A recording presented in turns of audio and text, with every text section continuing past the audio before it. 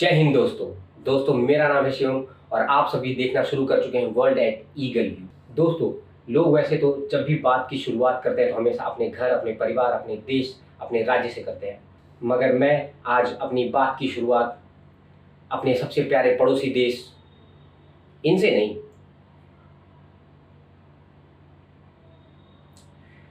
अरे कायदे आजम को लाइए, कायदे आजम को। हाँ, तो हम अपनी बात की शुरुआत करें हमारे प्यारे पड़ोसी देश पाकिस्तान से।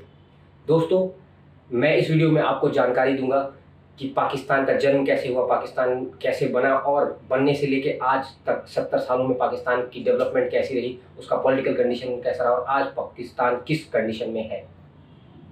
और आज के टॉपिक में हम जानेंगे कि पाकिस्तान का जन्म कैसे हुआ या पाकिस्तान बना तो बना कैसे, पाकिस्तान अस्तित्व में कैसे आया। चलिए शुरू करते हैं।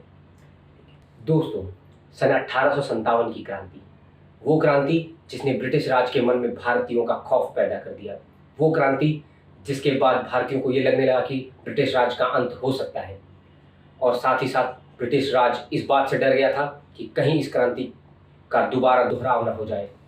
इसी डर को दूर करने के लिए ब्रिटिशर्स ने A.O. ह्यूम को आगे किया और कांग्रेस पार्टी का गठन हुआ।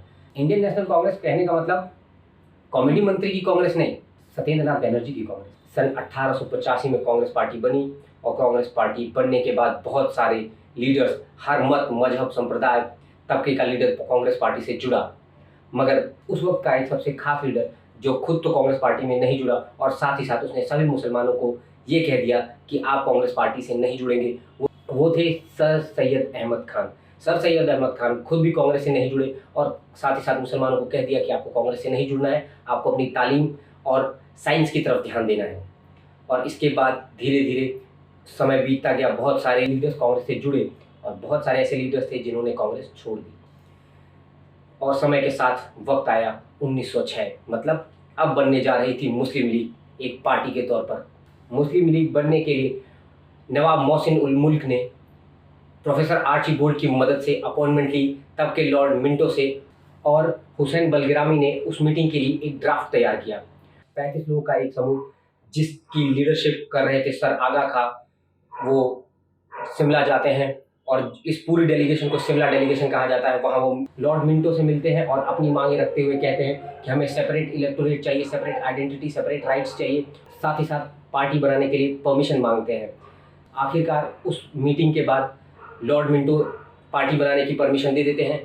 पार्टी बनाने की परमिशन मिलने के बाद ढाका में सर आगा खां मुस्लिम लीग की स्थापना करते हैं और बाद में समय के साथ आगे चलकर उसका हेडक्वार्टर लखनऊ में शिफ्ट कर दिया जाता है।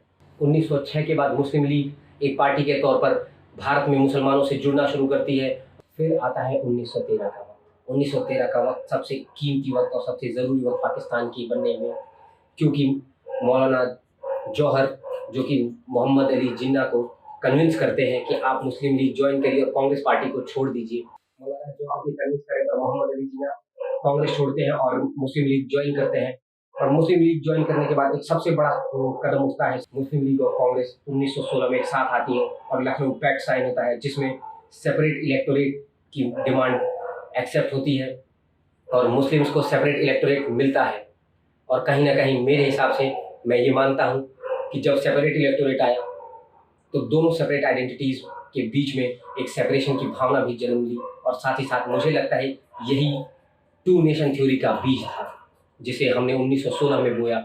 धीरे धीरे इंटरनेशनल माहौल बदला, फर्स्ट वर्ल्ड वॉर ख़त्म हुई, ऑटोमन एम्पायर टूटा और ऑटोमन एम्पायर के टूटने के बाद धीरे धीरे करते हुए भारत में मुस्लिम लीग और कांग्रेस भी जो साथ आए थे 1916 में वो अलग हो गए और 1928 में मुस्लिम लीग और कांग्रेस ने अपने अपने रास्ते अलग कर लिए। दोनों के अलग रास्ते होने के बाद 1930 में अल्लामा इकबाल जो कि मुस्लिम लीग के तत्कालीन प्रेसिडेंट हुआ करते थे, उन्होंने सबसे पहली बार एक आइडिया रखा कि हमें भारतीय सब कॉन्टिनेंट में एक अलग इंडिपेंडेंट इस्लामिक स्टेट डेवलप करना चाहिए या बनाना चाहिए। उनका मानना था कि हम Punjab, Balochistan, north west frontier और सिंध को लेकर एक अलग राष्ट्र बनाएंगे और जिसे हम इंडिपेंडेंट इस्लामिक स्टेट का दर्जा देंगे।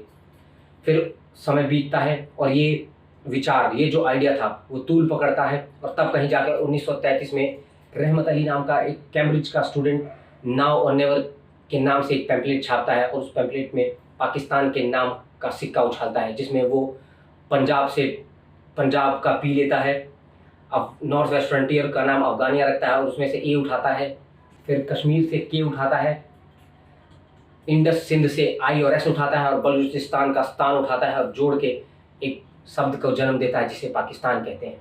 फिर उसी पैम्पलेट से पाकिस्तान शब्द का जन्म होता है, जो आज एक मुकम्मल राष्ट्र के तौर पे पूरे विश्व के नक्शे पर दिखता है हमें। फिर समय बीतता है, 1935 गवर्नमेंट ऑफ इंडिया एक्ट आता है, पास होता है और भारत में चुनाव होते हैं। प्रोविंशियल इलेक्शन में कांग्रेस जीतती है और मुस्लिम लीग अपने अनुमान के हिसाब से प्रदर्शन नहीं कर पाती है। फिर 2 साल के बाद 1939 में कांग्रेस अपना इस्तीफा देती है। इस्तीफे के बाद मोहम्मद अली जिन्ना और मुस्लिम लीग डे ऑफ डिलीवरेंस मनाते हैं, जिसे मुक्ति दिवस कह सकते हैं हम अपने शब्दों में। मुक्ति दिवस मनाते हैं कि आज हमें कांग्रेस से मुक्ति मिल गई। ताबूत की आखिरी कील साबित होता है मुस्लिम लीग का लाहौर सेशन, जिसमें वो 2 नेशन थ्योरी को एज अ रिजोल्यूशन लेकर आते हैं, उसे पास कराते हैं और 2 नेशन थ्योरी को इम्प्लीमेंट करते हैं।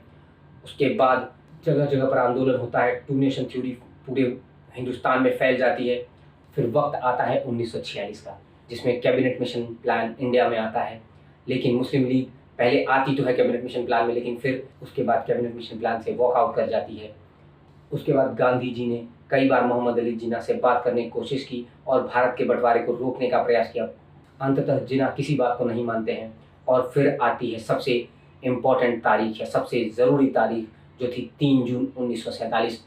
माउंटबेटन प्लान आता है और भारत के 2 टुकड़े कर दिए जाते हैं, जिसमें से एक टुकड़ा होता है भारत, दूसरा होता है पाकिस्तान। बंटवारे के बाद पाकिस्तान को नॉर्थ वेस्टर्न पार्ट दिया जाता है, जिसमें आपका north west frontiers, Balochistan, Punjab, Sindh और साथ ही साथ हमारे बंगाल का ईस्टर्न पार्ट दिया जाता है। ये मिलकर बनता है पूरा Pakistan.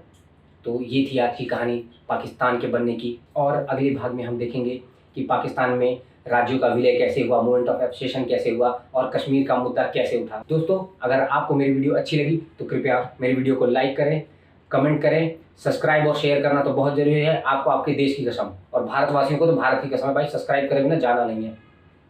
Thank you for watching.